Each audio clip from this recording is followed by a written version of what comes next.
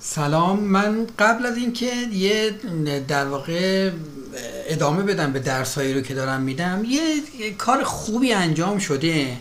من این رو لازم بود به اطلاع شما برسونم که اگر علاقه من باشید ازش استفاده بکنید. ببینید، یه وبسایتی جدیداً تأسیس شده به نام مدرن آموز. خب شما اگر این مدرن آموز رو وارد وبسایتش بشید، یک گزینه ای داره این بالا.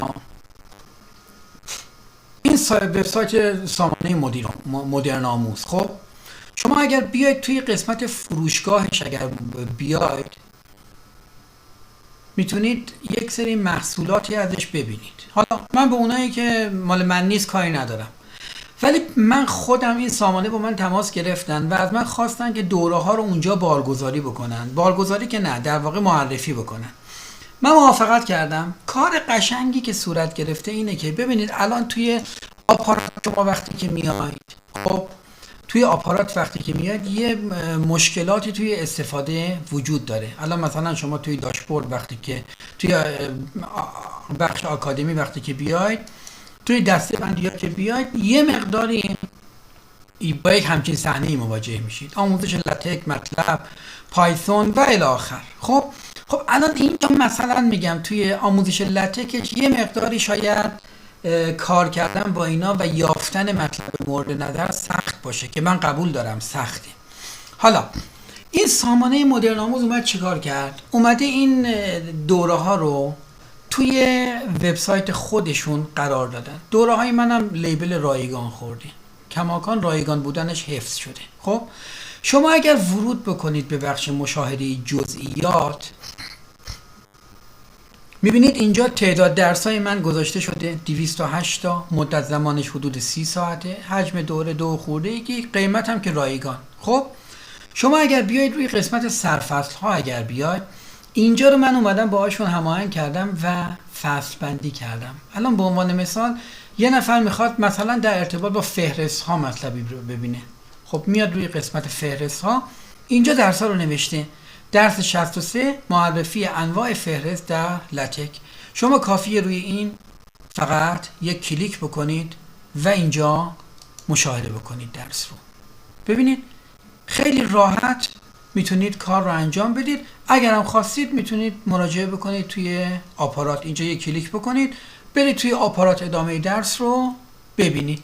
من خواهشی که دارم از این کاری که انجام شده حمایت بکنید و از این طریق استفاده بکنید برای دسترسی به درس ها.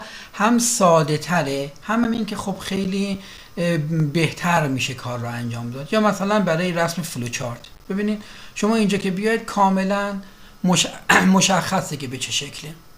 میتونید مشاهده رو بزنید و درس رو اینجا ببینید. درست؟ تا الان 2 تا درس های من این کار براش انجام شده. پس توی فروشگاه میاید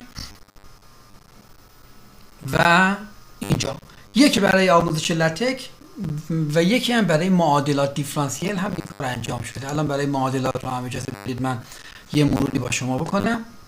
ببینید برای معادلات روی سرفصل ها اگر بیاید اینجا معرفی و تعاریف، مقدمات و تعاریف اولیه، معادلات مرتبه اول، معادلات مرتبه 2، حل معادلات به کمک سری ها، دستگاه ها، تبدیل لاپلاس، مثلا معادلات به کمک سری های توانی.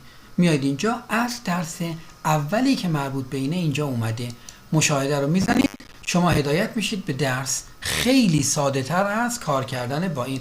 من خواهش میکنم از همه کسانی که پیگیری میکنن درس های من رو، از این کار خوبی که سامانه مدرن آموز اومده برای من انجام داده حمایت بکنن که هم سایت اینها پا بگیره و هم این که خب شما خیلی راحت خواهید بود. من به مرور انشاءالله تا طی حد اکثر فکر میکنم اگر مشکل خاصی پیش نیاد، تمام دوره هم که تکمیل شده هست، مثل دوره پایثون، مثل دوره مطلب یا اونایی که حالا تا یه جای خوبی پیش رفته، مثل معادلات، مثل آنالیز عددی 1، آنالیز عددی 2، محاسبات عددی، تمام دوره هام رو من به همین سبک به اینجا منتقل خواهم کرد و شما میتونید اینجا خیلی مرتب سورت شده و دسته‌بندی شده مطالب رو ببینید. من خواهش میکنم که حمایت کنید از این ماجرا.